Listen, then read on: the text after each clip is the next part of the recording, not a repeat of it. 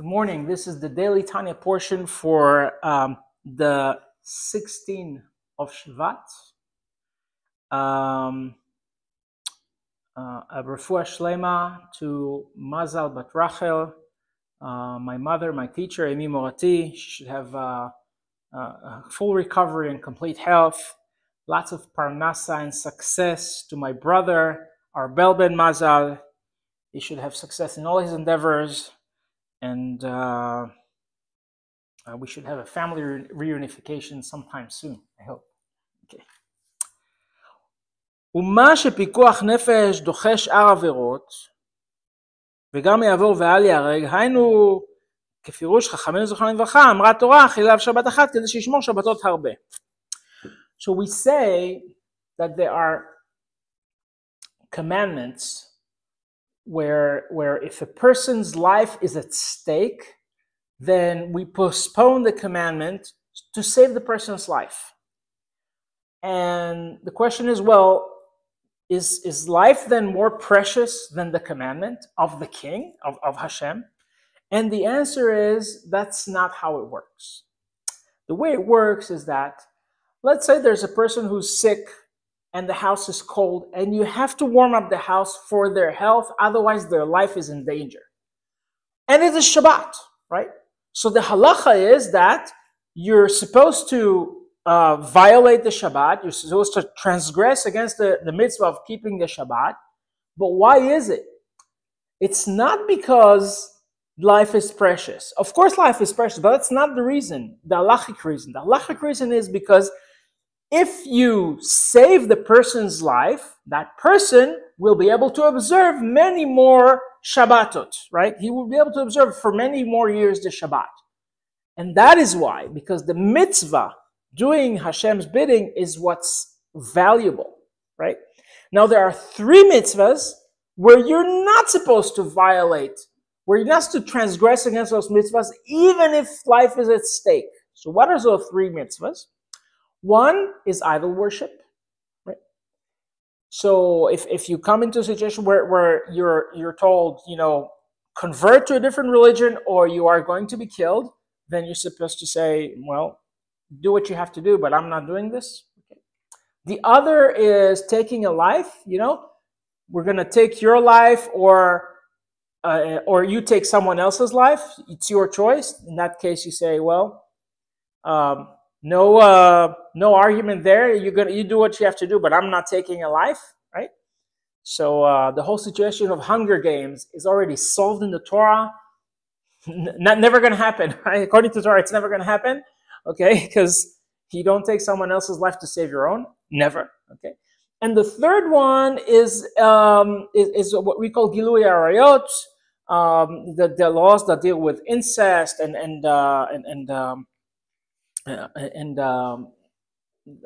things that to do with being with a person you're not allowed to be with according to Torah. Okay. So velo mishum kalut ha'averot v'chumran. So this is so we're not transgressing against the mitzvah because we say life is more valuable than the mitzvah. Okay. But we're doing it because after you violate Shabbat, okay, and if that transgression does not necessitate a complete cutoff from Hashem, okay, because you haven't been cut off completely, okay, it doesn't cut off completely. Okay, so רק שנפגע קצת וקוטה ואחיזתה בשורשה בחטא זה. Okay, so basically what happens is that the way it works is that every Jew has a neshama, a nefesh elokit, a godly neshama, right? That godly neshama is connected from the body all the way up to the highest level of kedusha, right? By a rope that is composed of 613 lines, right? A line is also a type of rope, a thin rope, right? So 613 lines. And as long as you didn't cut the rope off, right, you can repair it. As long as you have at least one strand holding, you can repair the rope, right? And the way it works, how do you repair the rope, right? So the way the rope reparation is conducted is by suffering, things that are not pleasant, either in this world or in Gehenna, right? Suffering. So why is that? Why is it like that? Why? Well, I didn't mean to. Sometimes I do things that are, we said chet, right? I aim to do what Hashem wanted, and I missed the mark. I shot my arrow straight, but I missed the mark. I leaned against the wall and it hit the switch and the light went off or on Shabbat, right? I didn't mean to do this. So why do I have to get suffering for that? And the answer is that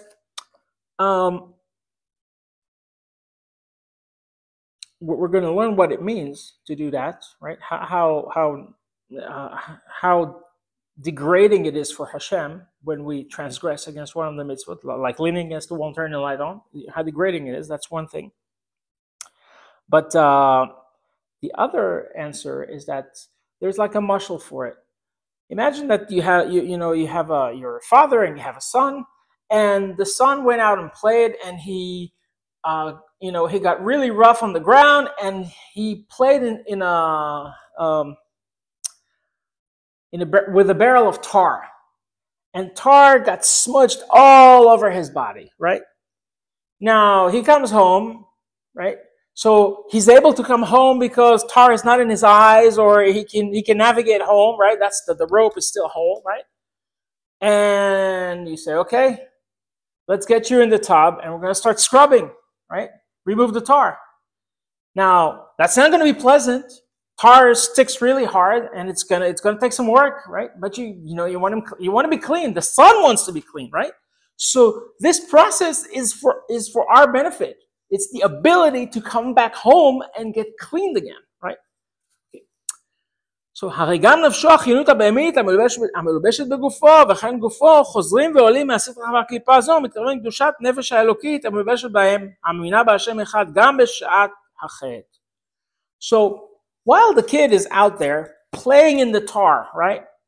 It's literally, disgusting low place, right? So who wants to play the frivolity? We said it earlier in the Tanya, right? The frivolity, I need some entertainment, right? All these things. That's the nefesh habahamit, right? And it's not learning Torah right now. It's not doing a mitzvah. It just wants to play, right? That's what it is, right? So during that time, even though the nefesh habahamit is degrading the nefesh halokit still believes in Hashem and wants to come back home. Okay. Hayta be'omna. It still believes, it still wants to come back to be with Hashem. It still wants to do mitzvot, right, to go back. be'omna ito itbarach, רק שהייתה בבחינת גלות ממש תוך נפש הבהמית. So at that time, when the kid is rolling in the tar, the nefesh halokit, the godly soul, is in galus. It's in exile. It's in exile from its rightful place, because its rightful place is in a body that observes the mitzvot, that is engaged in an authentic Torah practice, right? Authentic Torah practice is learning Torah, helping someone, preparing for Shabbat, right? It's Friday, right? That's what it wants to do. And it's not doing that. It's rolling in tar right now. Right?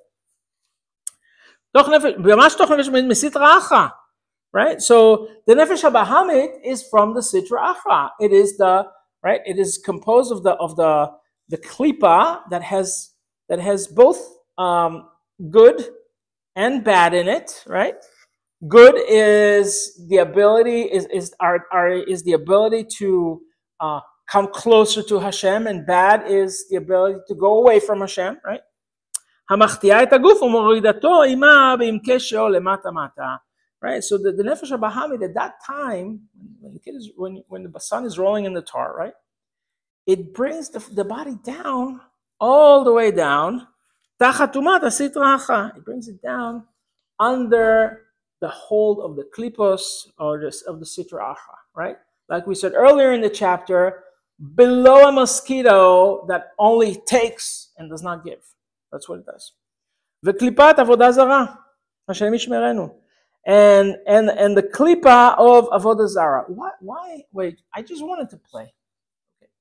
Why is it avodah zara? Why is me playing with tar or with mud or whatever? I just want to play. Why is it avodah zara? Because time is precious. And Hashem does not waste our time or his time at all. If we have 24 hours a day, time is precious. We're supposed to use that time for Torah learning, for helping others. Every minute is an investment that Hashem invested in us. And the question is, do we give him a return on his investment? Or do we waste his money? Do we waste his life force? Every second Hashem gives us life force. That's how it works. It's not that Hashem is up there. And no, every second we're given life force. Do we waste the life force that we're given at this second with frivolity, with playing in mud?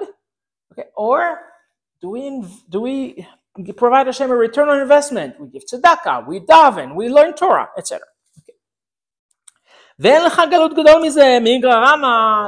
So at that time, when we're engaged in something that's not to do with Torah, we transgress against the Torah. That is like going from the highest level of creation to the lowest pit on earth. וכמו שלמדנו, לשורש ומקור נפשות כל בית ישראל הוא מחוכמה עילה. As we learned, where is the nefesh elokis? Where is the godly soul rooted?